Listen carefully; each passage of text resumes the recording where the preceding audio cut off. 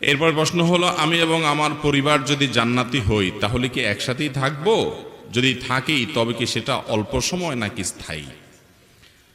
কোনো স্বামী স্ত্রী বা সন্তান এবং বাবা মা পরস্পরের সাথে জান্নাতে থাকবে কিনা এটা নির্ভর করে যে উভয়ে জান্নাতে যাওয়ার মতো আমল করেছে কিনা। ফেরাউন জাহান্নামে যাওয়ার আমল করেছে, সে জাহান্নামে যাবে। ফেরাউনের স্ত্রী আসিয়া জান্নাতে যাওয়ার আমল করেছেন, এজন্য তিনি কোথায় যাবেন? কোরআনে আল্লাহ তাআলা উভয়ের ঘোষণা আমাদেরকে জানিয়ে দিয়েছে, ঠিক না বেঠিক? নূহ আলাইহিস সালাম এবং লূত আলাইহিস সালাম দুজন আল্লাহর নবী, তারা আল্লাহর নবী ছিলেন, তারা জান্নাতে যাবেন। তাদের স্ত্রী তাদের প্রতি ঈমান আনে নাই, তারা জাহান্নামে যাবে।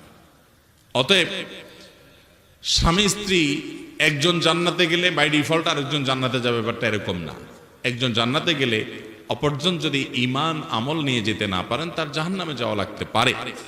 এখন কেউ বলতে পারেন জান্নাতীদেরকে তো আল্লাহ তাআলা কোনো কষ্ট পেতে দিবেন না, জান্নাত আজা কে আজারে নাবাসদ কাসেরা বা কাসে কারে নাবাসদ, সেখানে তো কোনো কষ্ট হবে না, মানসিক শান্তি থাকবে। এখন কোন নারী জান্নাতে গেলেন, তার স্বামী তার গুনাহের কারণে জাহান্নামে গেলেন, বা কোনো স্বামী জান্নাতে গেলেন, তার স্ত্রী গুনাহের কারণে জাহান্নামে গেলেন, তাহলে তিনি মনে কষ্ট পাবেন না? স্ত্রীকে স্বামীকে মিস করবেন না? এর উত্তর হলো, যখন কেউ জাহান্নামী হবে আল্লাহ রাব্বুল আলামিন তার সঙ্গীর অন্তর থেকে তাকে মুছে দিবেন। হয়তো যে কোনো ভাবে তার যাতে কষ্ট না হয় সেই ব্যবস্থা আল্লাহ তাআলা নিবেন। দুনিয়ার এই জীবনটাকে আখিরাতের আলমুল গায়েবের জীবনের সাথে, অদৃশ্যের জীবনের সাথে হুবহু একই মনে করা এটা সঠিক নয়, এটা বোকামি। বরং আমরা এখানে যেমনটা চিন্তা করি সেটা একরকম নাও হতে পারে। অনেকে বলে যে আমি দুনিয়াতে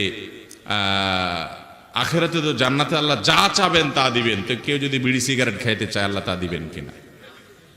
এর উত্তর হলো যে এই যে কুরুচি, এই নোংরা রুচি দুনিয়াতে আপনার হয়তো হয়, আপনি যখন জান্নাতে যাবেন আপনার এই কুরুচি থাকবে না, বিধায় আপনার টেনশন করার দরকার নাই।